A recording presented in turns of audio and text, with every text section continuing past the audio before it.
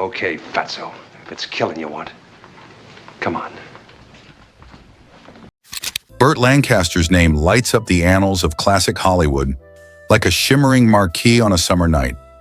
In the eyes of 1950s moviegoers, he seemed nothing short of an American prince. Tall, athletic, with a grin that radiated confidence. Women swooned at his commanding presence in films such as From Here to Eternity, while men respected his undeniable skill and physicality. And yet behind that perfect jawline and dashing smile lay layers of secrets only whispered about in private. The kinds of mysteries that swirl around a man whose charm was as uncontainable as his ambition. Hollywood has always been a place of illusions, movie magic at its finest, behind-the-scenes scandals at its darkest. So when fans saw Burt Lancaster rolling in the Hawaiian surf with Deborah Kerr, hearts fluttered nationwide. But the persona they witnessed on screen was meticulously controlled, packaged for the masses, and orchestrated by studios that demanded their leading men be both bankable and untainted by scandal. In Lancaster's case, that careful image covered up a multitude of intriguing rumors and revelations, from alleged hidden affairs to top-secret FBI files accusing him of unpatriotic leanings. Today, it's easy to look back at Burt Lancaster as just another old Hollywood heartthrob whose personal story might be overshadowed by his cinematic triumphs. However, a closer look reveals a complicated figure.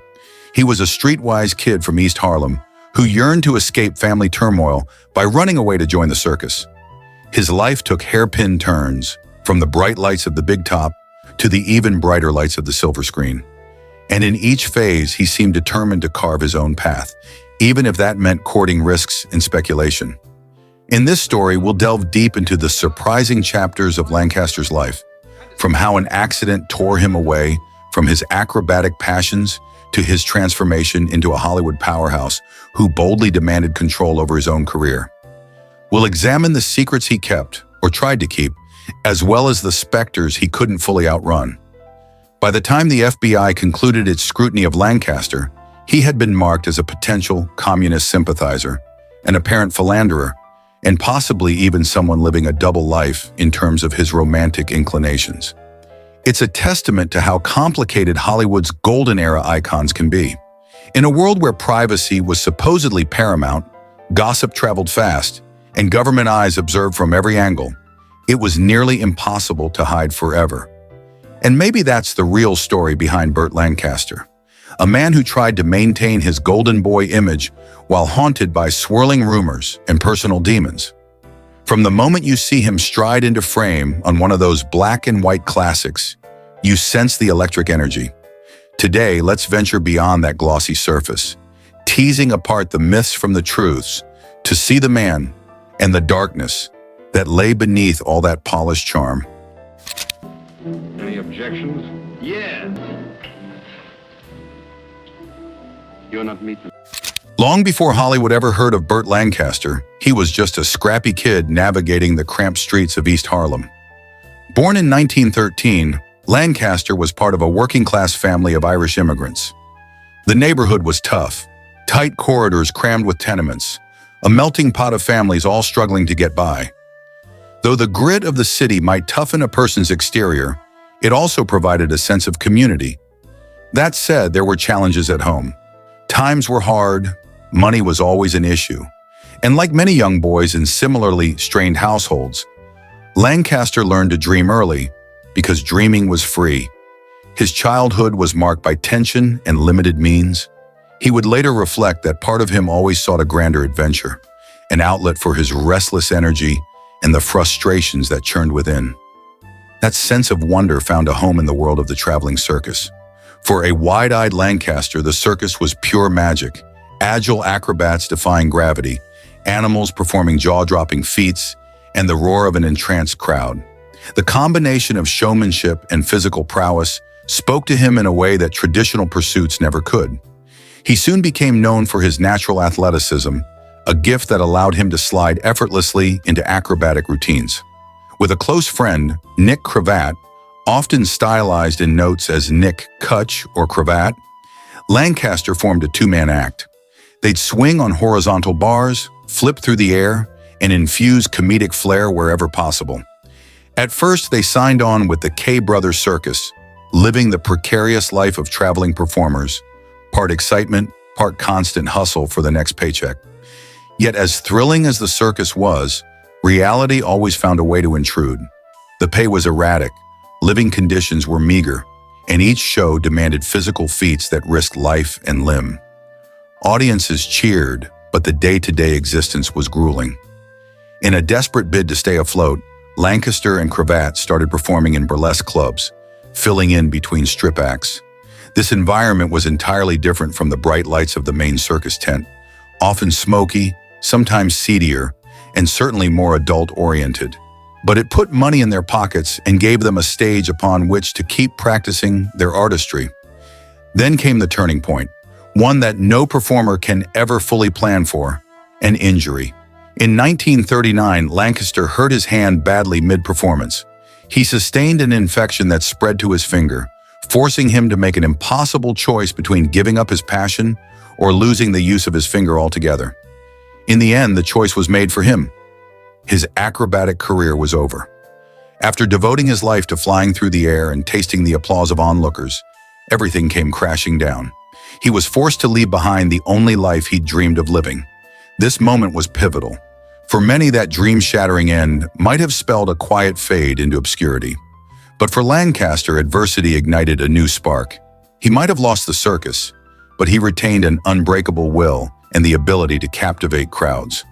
His path from the cramped sidewalks of East Harlem to the open road of the traveling circus had been filled with color and conflict. And while life in show business would take him on an entirely new course soon enough, the spirit of the trapeze artist, embracing risk, chasing excitement, refusing to be chained down, stayed with him forever. That fearless side would emerge time and again in his later career, on sets where he'd do his own stunts, and even in his personal life, where he'd prove equally daring in forging his own destiny. This country's in trouble, Jiggs. Now, there are two ways we can handle this. We can sit here in our duffs and ask for divine guidance and hope for it. When the circus chapter ended, Lancaster's future felt uncertain, but destiny had other plans.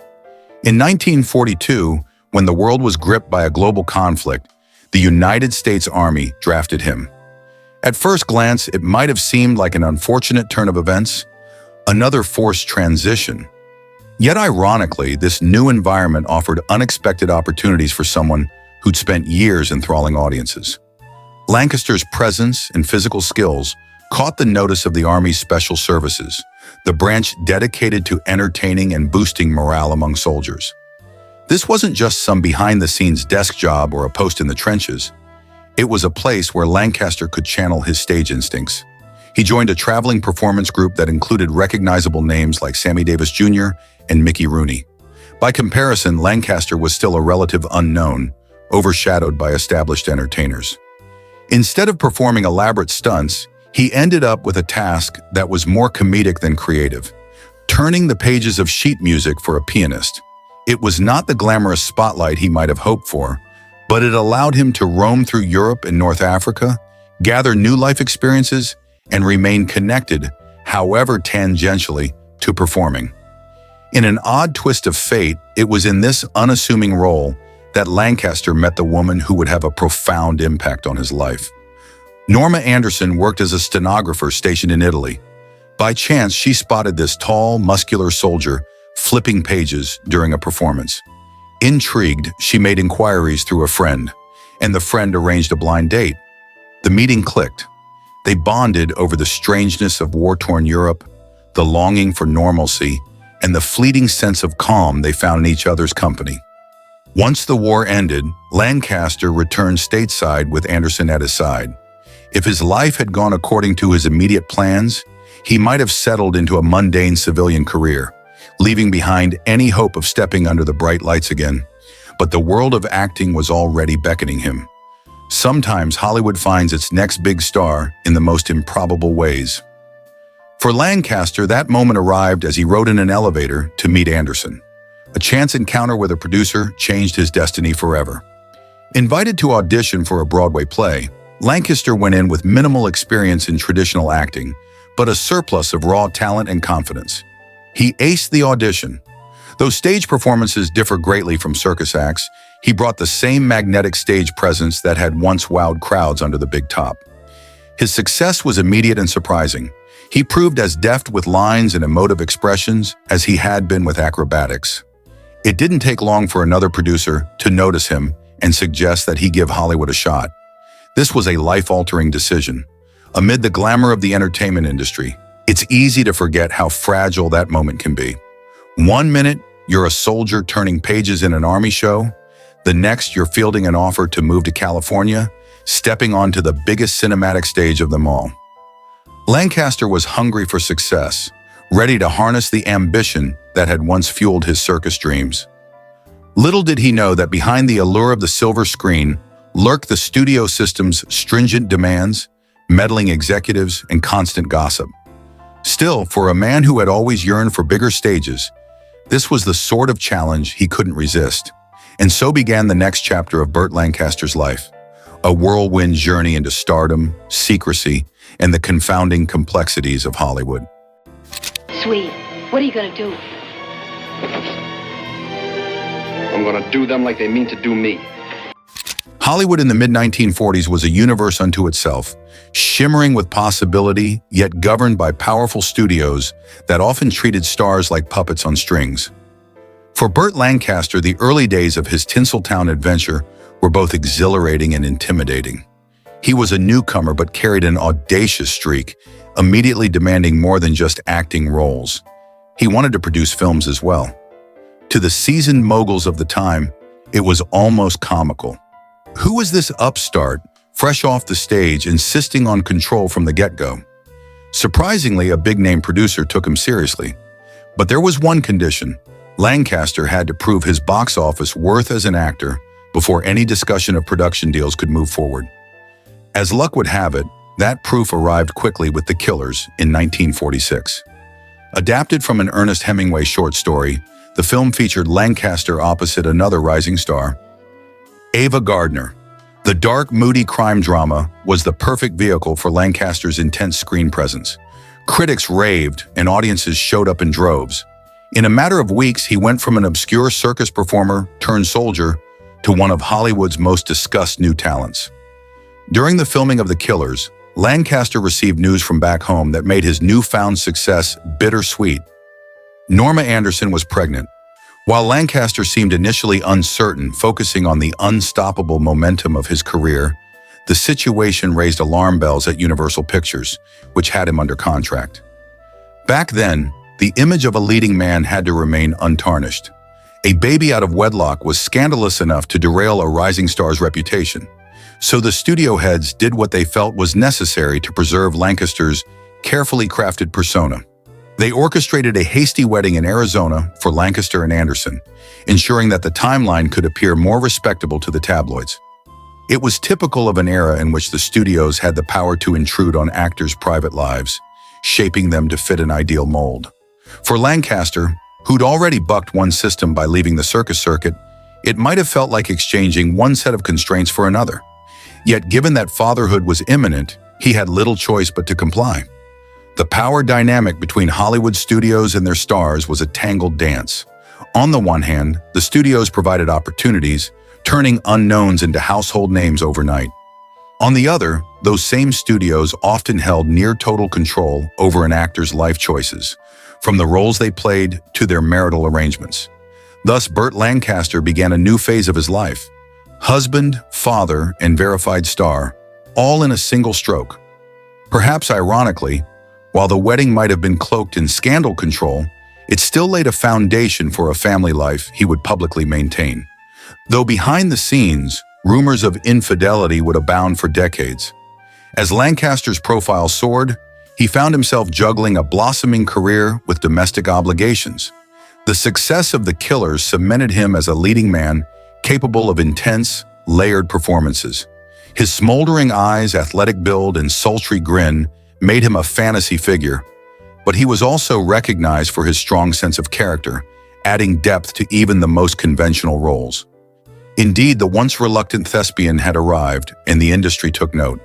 From there, Lancaster stood on the cusp of reshaping Hollywood convention by insisting he be more than just a good-looking face on a marquee. He intended to carve his own creative path. It was the start of an illustrious filmography, but also a labyrinth of professional and personal complexities that would define his legacy for years to come. Did you rob or kill someone? That's what they think. Within 5 years of setting foot in Hollywood, Burt Lancaster finally cashed in on the promise he'd extracted from that producer who first saw him on Broadway. Having met the condition, proving his bankability as an actor, Lancaster ventured into producing. This was a bold move, especially in an era when few actors risked biting the hand that fed them. Hollywood's studio system was a well-oiled machine designed to pigeonhole stars into safe, profitable roles. Stepping outside that system often meant clashing with entrenched power brokers. One of Lancaster's earliest forays into co-producing was Kiss the Blood Off My Hands, 1948. Even its title oozed controversy. Across conservative small towns and entire countries such as Canada and Australia, theater owners refused to display such a graphic-sounding phrase on their marquees. For them, the mere mention of blood in large letters could be unsettling or deemed unwholesome. Bowing to these sensitivities, Lancaster's team rebranded the movie to the much milder The Unafraid in those regions. Despite the turbulence, the film turned a modest profit, affirming Lancaster's instincts. Taking risks could yield rewards. But the real significance of Kiss the Blood Off My Hands wasn't just its financial success. It was the statement Lancaster made to the rest of Hollywood.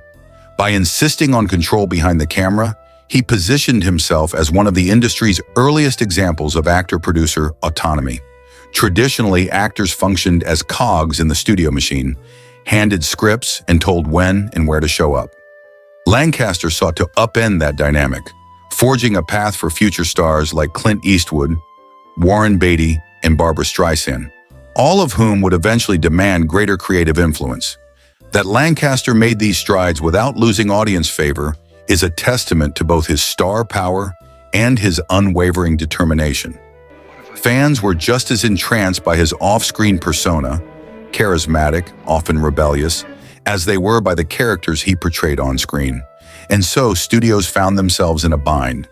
They wanted to maintain control, but they also wanted to keep their newest golden goose from flying away. Lancaster used that leverage adeptly, ensuring that the projects he took part in aligned more closely with his own artistic vision. Stepping into the producer's role came with added scrutiny too. Now responsible for budgets, marketing, and creative decisions, Lancaster had to answer for conflicts not merely as an actor, but as the person shepherding a film to completion.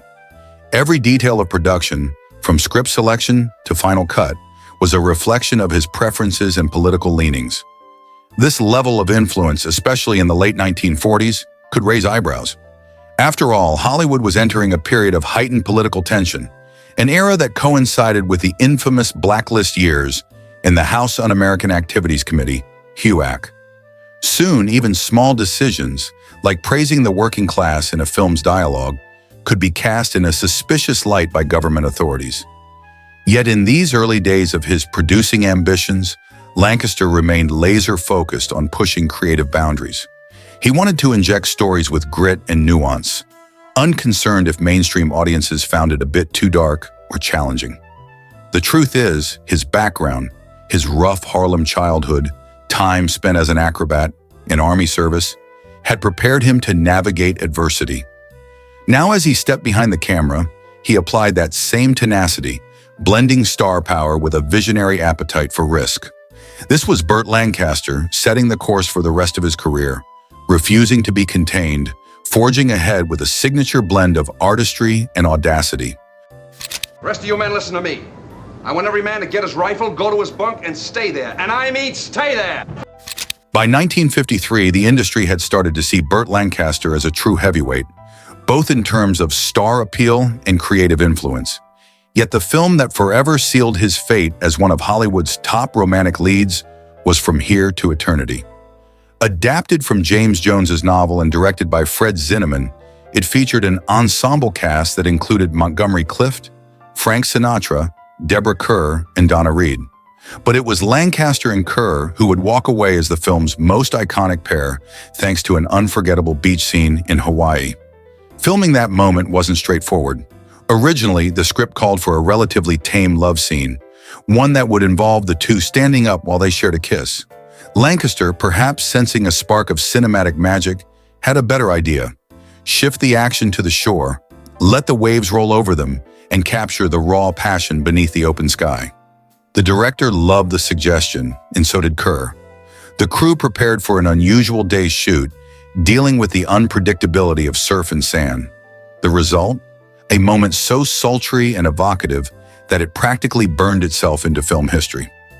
Behind the scenes, Lancaster took the scene seriously. Some might say too seriously. In an era when male grooming wasn't as heavily publicized, he reportedly took steps to ensure his physique looked camera-ready.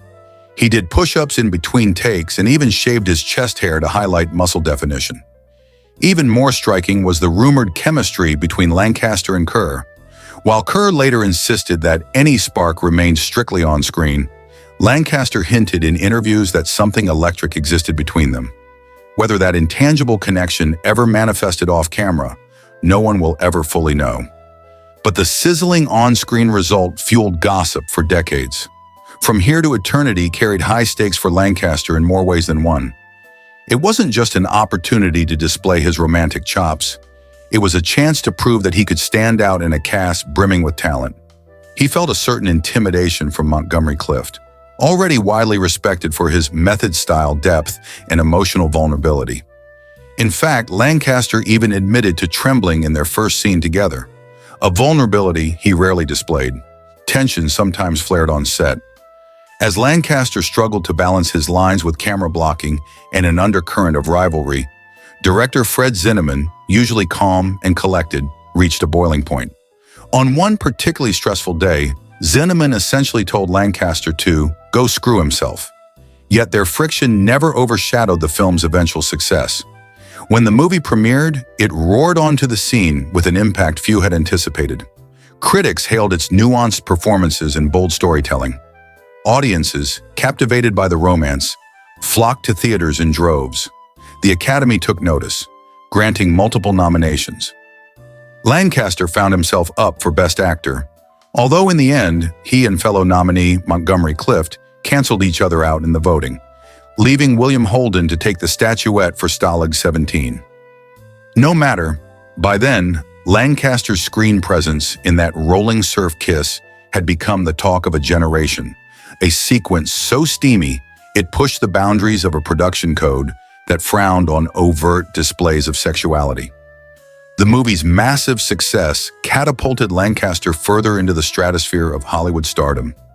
Yet ironically, that same scene, filmed on a public Hawaiian beach, also showcased the tension between his private life and public persona.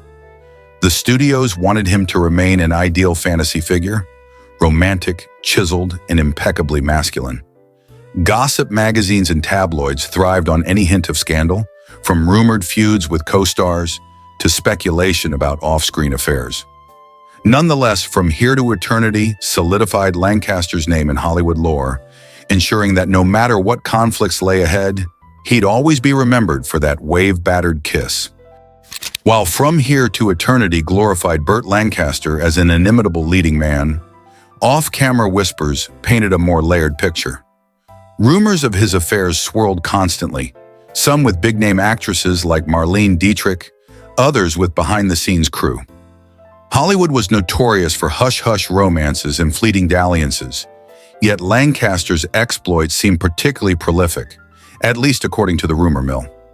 Add to that whispers about him frequenting private parties hosted by stars like Rock Hudson, gatherings rumored to be more elaborate than simple Hollywood soirees. For years, Tinseltown buzzed about clandestine events where attendees could indulge in activities outside the public eye, far from the moral constraints of the 1950s. Accounts emerged of all-male gatherings, replete with servicemen or stuntmen, suggesting that Lancaster might have been involved in discreet same-gender encounters.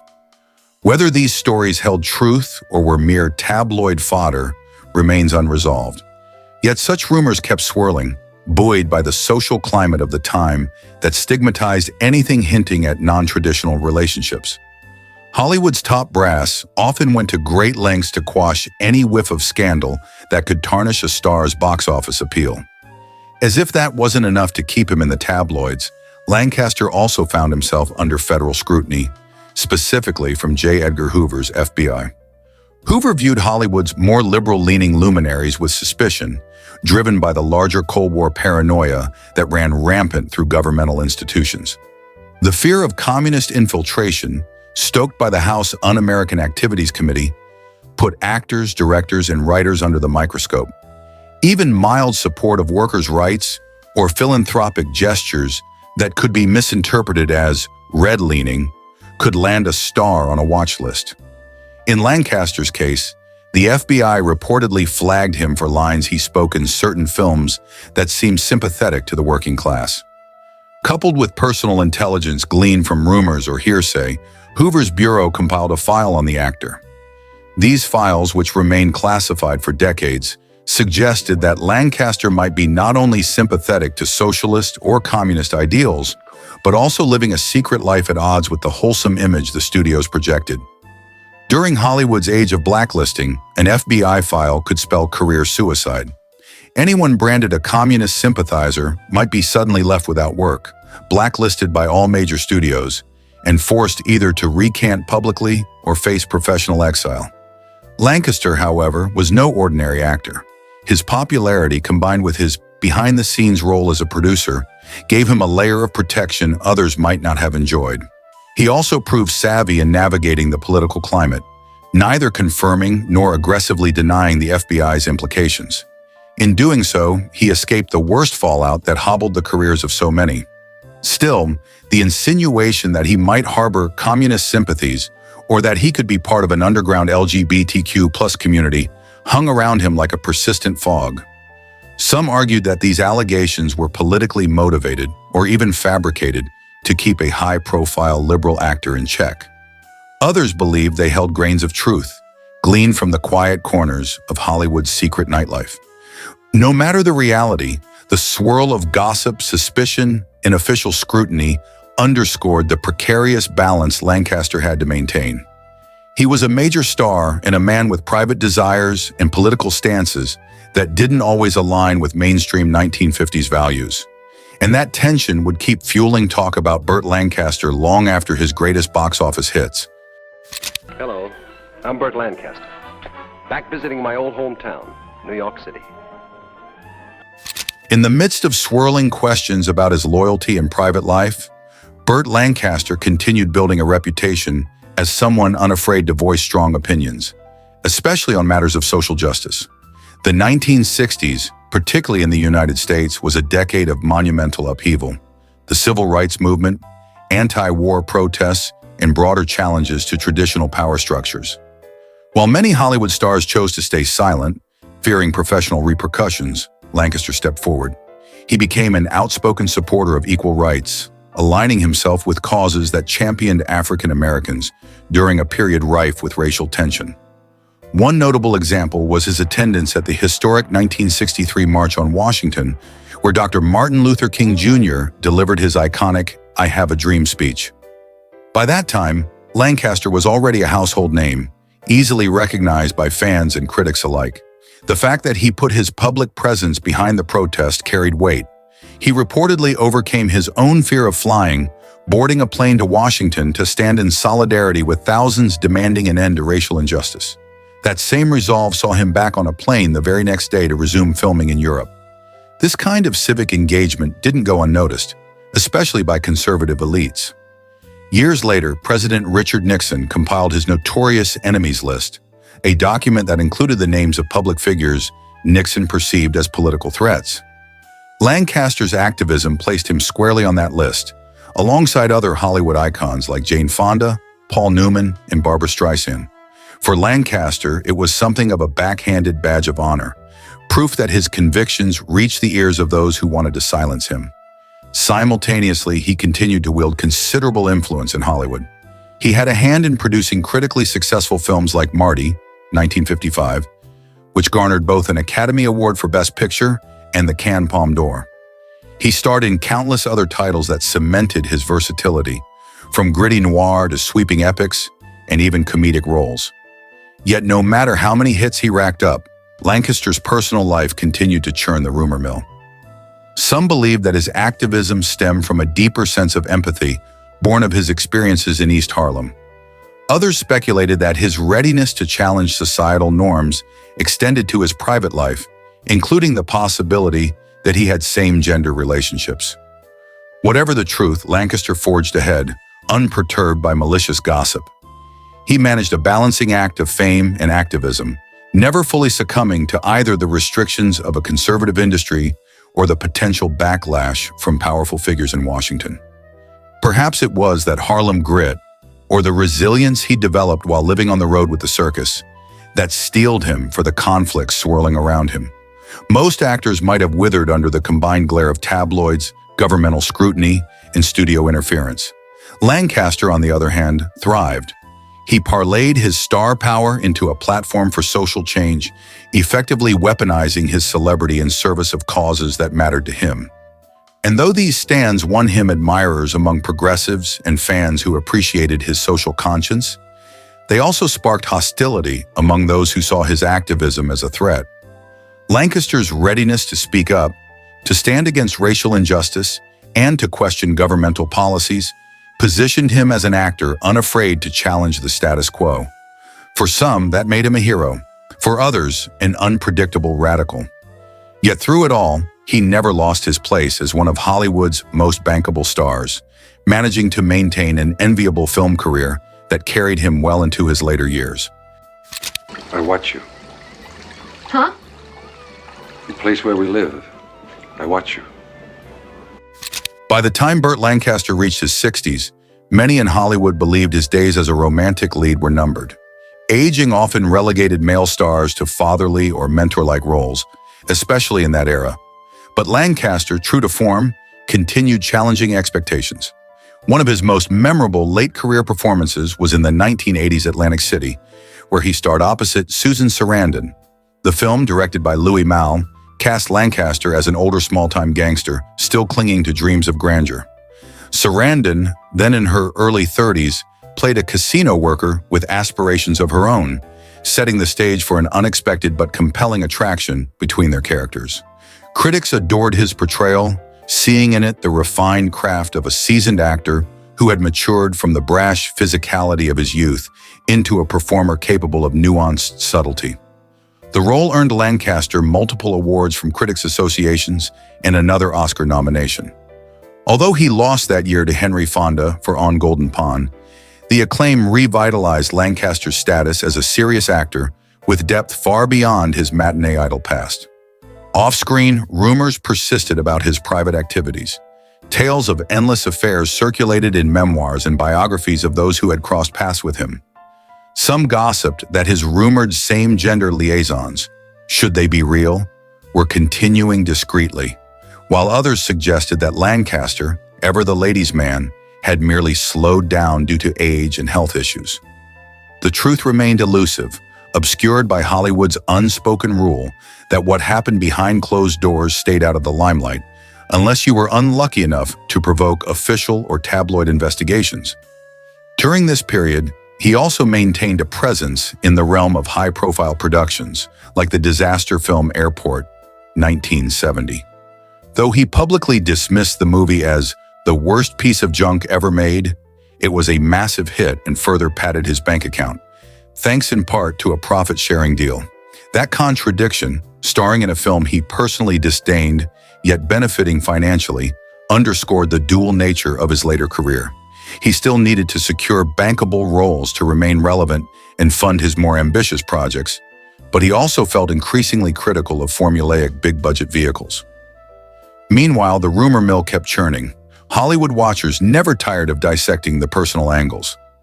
Did Lancaster keep a coterie of male secretaries for reasons beyond the professional? Had he grown more discreet with flings, or had his star power allowed him to maintain them without consequence? Stories emerged of hush-hush gatherings or nights out with Rock Hudson and a rotating cast of unnamed companions. None were definitively confirmed, yet they solidified the mystique surrounding him. Some fans admired him even more for flouting societal expectations. Others shrugged, suggesting that such rumors were par for the course in an industry fueled by glamour and secrecy. Thus, as Lancaster moved through this stage of his career, he held on to certain contradictions. He was a liberal activist who had soared to stardom in a conservative era. He was a romantic icon grappling with the physical realities of aging. And he was a rumored philanderer or bisexual, depending on whom you believed, who spoke passionately about moral and civic ideals. All the while, he continued to captivate audiences with each new role, proving he could still hold his own against younger stars vying for the spotlight. I'd been up at the club about 3 weeks, but I hadn't seen any action. Suddenly, old John McGraw points a bony finger in my direction. By the mid-1980s, Burt Lancaster had weathered multiple transformations, from circus acrobat to soldier, from an outsider demanding producer rights to an A-list star overshadowed by rumor and speculation. Time, however, was catching up with him. Increasingly, he battled heart ailments and the physical toll that came with a life lived at full tilt. Yet his determination to remain active in films was unwavering. One of the largest obstacles he faced wasn't necessarily the difficulty of memorizing lines or appearing vigorous on camera. Rather, it was the sheer practicality of insurance for older actors. Studios often balked at hiring stars who might present a higher risk, driving up insurance premiums. That clash became painfully apparent in 1988 when Lancaster was lined up for the lead in Old Gringo, only for Columbia Pictures to back out due to the prohibitive cost of insuring him. Gregory Peck ultimately took the role. Despite setbacks, Lancaster still found opportunities. Universal Pictures took a chance on him for 1989's Field of Dreams, starring Kevin Costner. Although Lancaster's role was relatively small, he played an elderly doctor named Archibald Moonlight Graham. The inclusion of his legendary presence added gravitas to the story. But subtle mishaps betrayed his advancing age. Co-star Timothy Busfield later recalled how Lancaster, confusing him for an assistant, asked him to run errands. When it came time to shoot their scenes together, Lancaster realized Busfield was part of the main cast, leading to some lighthearted on-set apologies. Still, fans cherished Lancaster's role in the film. It would mark his final appearance in a major motion picture, a gentle farewell to the industry he had dominated for decades. Beyond the screen, Lancaster married again, this time to Susan Scherer, a woman nearly 30 years his junior. Despite the new union, he largely withdrew from public life, opting for tranquility in a condominium where he could be more guarded with his diminishing energy. A stroke in 1990 further curtailed his mobility and clarity. Friends and former co-stars, once used to his magnetic presence, now spoke of a quieter, more reflective Lancaster, a figure content to let the world speculate while he nursed his health in private.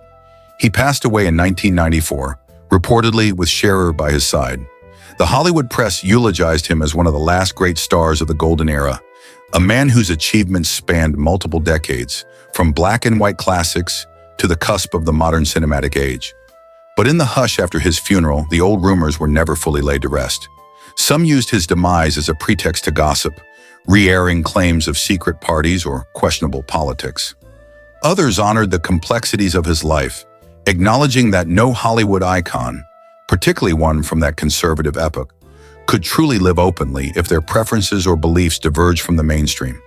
But perhaps for Lancaster, maintaining that veil of mystery was part of the allure. He had maneuvered the labyrinth of Hollywood for nearly half a century, navigating scandal, government suspicion, and shifting cultural tides. And in the end, he managed to exit on his own terms, leaving behind a filmography that testified to his range and ambition. Even in his final years, as his voice grew softer and his steps slower, he never surrendered the independent spirit that defined him from the earliest days. For admirers, that final quiet chapter only added a sense of dignity to a life otherwise shaped by spectacle and scrutiny.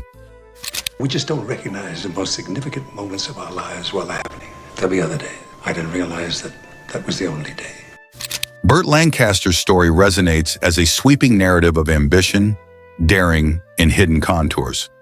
A combination befitting a man who once literally soared through the air under a circus tent.